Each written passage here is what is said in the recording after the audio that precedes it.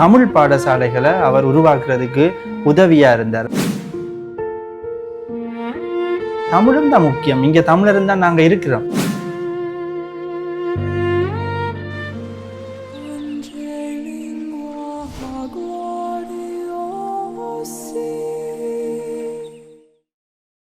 Veritas நேயர்கள் அனைவருக்கும் திவ்யாவின் அன்பான வணக்கங்கள். அருட்தந்தையோட தொடர்ந்து நம்ம உரையாடிட்டு இருக்கோம்.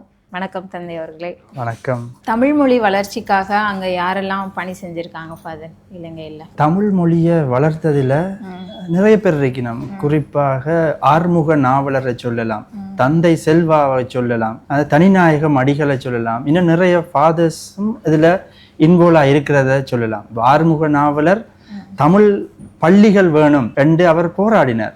அதே மாதிரி நிறைய பாடசாலைகளை, தமிழ் பாடசாலைகளை அவர் உருவாக்குறதுக்கு உதவியா இருந்தார். அந்த சைவ நூல்களை அவர் பிரிண்ட் பண்ணணும், எல்லாருக்குமே கொடுக்கணும் அப்படி என்று அவர் நிறைய புத்தகங்களை எழுதினார். அதே மாதிரி எல்லாருக்கும் எல்லாம் கிடைக்கணும், தமிழ் முக்கியமா தமிழ் கல்வி எல்லாருக்கும் கிடைக்கணும் என்று ஆறுமுக நாவலர் ஒரு போராடி அதுக்குரிய வெற்றியையும் கண்டதை நாங்கள் பார்க்கலாம். தந்தை செல்வா இவரையும் நாங்க பார்க்கலாம். நான் சொல்லியிருந்தேன் 1956 சிங்கள ஒன்லி ஆக்ட் என்று ஒரு ரூல்ஸ் வந்துச்சு. அதுக்கு எதிராக இவர் போராடினார். இல்ல, தமிழும் தான் முக்கியம், இங்க தமிழரும் தான் நாங்க இருக்கிறோம் என்று சொல்லி அதுக்காக போராடின ஒரு ஆளா இருக்கிறார். தனிநாயகம் அடிகள் தமிழ்ல அவ்வளவுக்கு பற்று மிக்கவரா இருந்தார். தமிழ்தான் அவருக்கு.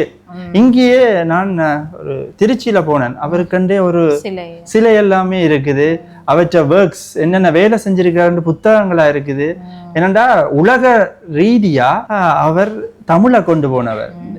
நிறைய சங்கங்களை உருவாக்கினார். தமிழ் சங்கங்களை உருவாக்கினதுல தனிநாயகம் அடிகள் முக்கியமா இருக்கிறார். இங்கதான் வேலை செஞ்சிருக்கிறார் அவர். இந்த திருச்சி, திண்டுக்கல் அந்த பக்கம் மேபி அந்த இடங்கள் பிள்ளையா இருக்கும்.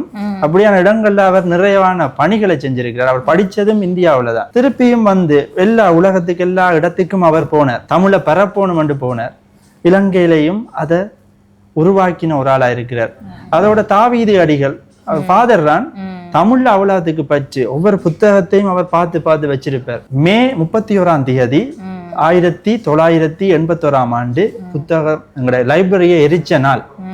அது அவர் கேள்விப்பட்டு அடுத்த நாளே, அதாவது 1 ஜூன் அவர் இறக்கிறார். அவ்வளவுக்கு அவர் அதை வலிவு பண்ணினார். ஒவ்வொரு நாளும் அங்க போய் இருப்பார். தமிழுக்காக நிறைய ஆராய்ச்சிகளை செஞ்சார்.